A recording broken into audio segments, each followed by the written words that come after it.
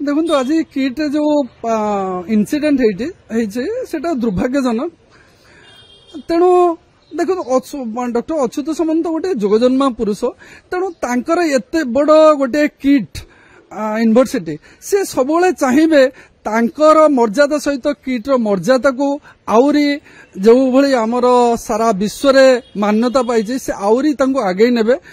तेणु यही जो इनसीडेंट पाई से निजे भी प्रत्यक्ष और परोक्ष क्षमा प्रार्थना करिसेंते साइमल्टेनियसली तांकर जो कार्यानुष्ठान करचंती तांकर जो सुपीरियर रहिचंती तांकर एग्जीक्यूटिव स्टाफ रहिचंती तांको पई भी नैचंती आ द्वारा हमर सरकार भी पदक्षेप नैचंती साइमल्टेनियसली हमर जो नेपाल जो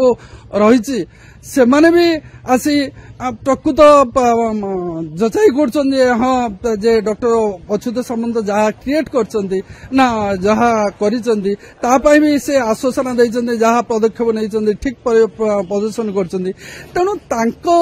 भली एभली गोटे जोगजन्मा पुरुषन को किछि लोक तांको चर्चित करछंती तेणु आशा करते आमे आउट ऑफ स्टेट बा आउट ऑफ कंट्री रे जेतेबेले न जिबा तांको संबंध रे जानि परिबा नै तेणु आशा करूचे आपस रे समाधान करी आर समाधान किमिति कोन हबो गवर्नमेंट एवं किट यूनिवर्सिटी